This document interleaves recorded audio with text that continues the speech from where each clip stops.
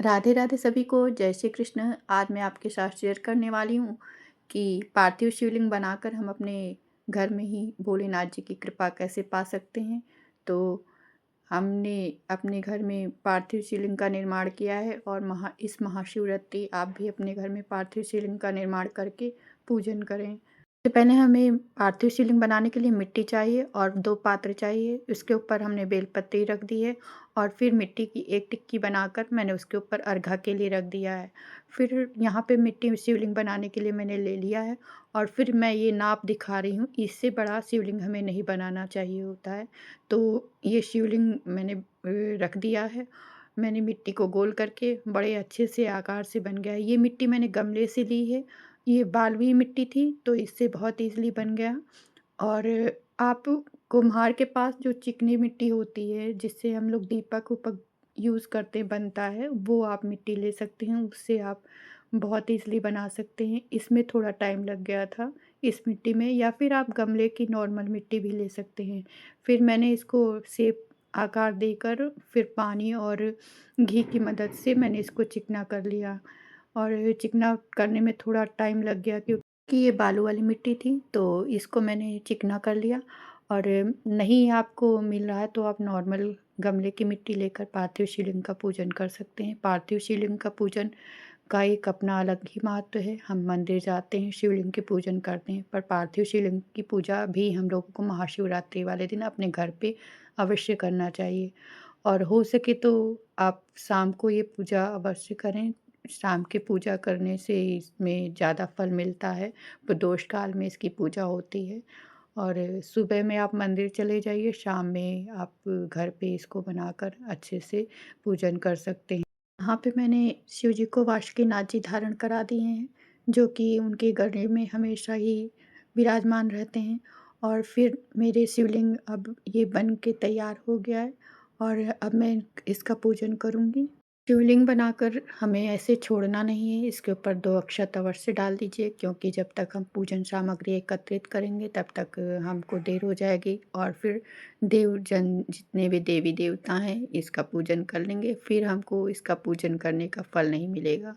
तो यहाँ पे मैंने पंचामृत के लिए दूध, दही, घी, शक्कर और सब एकत्रित कर लिया था और फिर उसके बाद मूँग है, तिल है, काली मिर्च है, लौंग, इलायची, पान सुपारी। यहाँ पे पान मेरे पास नहीं था तो मैंने पान नहीं चढ़ाया है। और यहाँ बेलपत्र, जो भी आपके ऋतुफल मिल जाएँ, ऋतुफल ले लीजिए। और समी पत्र चाहिए भोलेनाथ जी के पूजन में, तो समी पत्र अवश्य रखिएगा। और समी पत्र और बेलपत्र का ज़्यादा महत्व है, तो बेलपत्र और समी पत्र अवश्य होना चाहिए हमें पूजन में।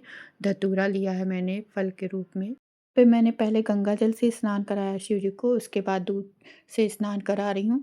अगर आप चाहें तो पंचामृत को एक ही में मिक्स करके स्नान करा सकते हैं, पर मैंने यहाँ अलग-अलग स्नान कराया है और मैं अब दही से अभिषेक कर रही हूँ। अगर हम पंचामृत को अलग-अलग करके स्नान करा रहे हैं तो हमको क्रम से स्नान कराना चाहिए। पहले दूध से अभिषेक करना चाहिए, फिर उसके बाद दही से अभिषेक करना चाहिए, फिर शहद से अभिषेक करना चाहिए। उसके बाद घी और शक्कर से स्नान कराया जाता है। तो यहाँ पे मैंने सभी पंचामृत से अभिषेक करा दिया था। और यहाँ पे भूरा को आप ले लीजिए या फिर चीनी को पीस कर ले लीजिए। और अगर चीनी नहीं है तो गुड़ का प्रयोग कर सकते हैं आप। गुड़ को घोल कर स्नान करा सकते हैं। फिर इसके बाद मैंने पंचामृत को एक में मिक्स करके फिर स्नान कराया। उसके बाद मैंने गंगोदक स्नान कराया, जो कि मैंने कपूर और जल और उसमें थोड़ी-सी शक्कर और मिलाकर और इसको पुष्प डालकर शिव जी को अर्पित किया। और फिर मैंने जो भी पंचामृत अभिषेक कराया था उसको मैंने जल लेकर जल से साफ कर दिया अच्छे से। क्योंकि यहाँ पे कुछ लगा नहीं रहना चाहिए, हमें जितना भी जल चाहिए उससे गंगा जल डाल के हमें सब साइड में साफ कर देना चाहिए। पे पैन मैंने वस्त्र के रूप में मौली अर्पित की है। पहले मैंने गणपत जी को अर्पित की है, फिर उसके बाद कार्तिकेय जी को अर्पित किया है, फिर अशोक सुंदरी माँ को अर्पित किया है, फिर पार्वती माता को और फिर शिव जी को अर्पित किया है। और यहाँ पे मैंने चंदन अर्पित किया है शिव जी को और इसके बाद हमको गणेश जी को और कार्तिकेय जी को बिल्कुल नहीं भूलना है, सभी को चंदन अर्पित करना है। और यहाँ पे पूरे ही अर्घ्य में मैं अच्छे से चंदन लगा दें, जिसमें जितने भी उनकी गढ़ हैं सभी को चंदन लग जाए। फिर मैंने अक्षत अर्पित किया है शिव जी को और सभी को अर्पित कर दिया है अक्षत। और यहाँ पे मैंने काली तिल अर्पित की है और काली तिल केवल शिव जी को अर्पित की जाएगी। काली मिर्च मैंने अर्पित की है, काली मिर्च भी केवल शिव जी को अर्पित की जाएगी। और ये कमलगट्टा मैंने अर्पित की है, वो भी शिव जी को ही अर्पित किया जाएगा केवल। और यहाँ पे मैंने फिर बेलपत्री अर्पित की है। बेलपत्री आप सभी को अर्पित कर सकते हैं, बेलपत्री सब पे चढ़ती है, एक एक आप शिव परिवार पर बेलपत्री अर्पित कर सकते हैं। इसके बाद पुष्प की बारी आई तो पहले गणेश जी को अर्पित किया है मैंने, कार्तिकेय जी को और फिर अशोक सुंदरी माँ को अर्पित किया है। और फिर शिव जी को सफ़ेद पुष्प ज़्यादा पसंद है तो मैंने शिव जी को सफ़ेद पुष्प अर्पित किया है। और ये समी पत्र मैंने अर्पित कर दिए हैं और कुछ पीले फूल थे मेरे पास तो वो भी अर्पित कर दिए। यहाँ आकड़ी के फूल थे वो भी मैंने अर्पित कर दिए। फिर फल मैंने चढ़ाया है, धतूरे को चढ़ाया है और फिर सेब था। और ये बेर बेर जो कि शिवरात्रि पे अवश्य चढ़ती है, तो बेर का भोग अवश्य लगाइए भगवान शिव को। तो यहाँ पे मैंने फल को अर्पित करके आचमन करा दिया, उसके बाद पूंगी फल में चढ़ा दिया मैंने लौंग, इलायची, सुपारी और ये मैंने सब पे चढ़ाया है। सभी को शिव परिवार को अर्पित किया जाएगा।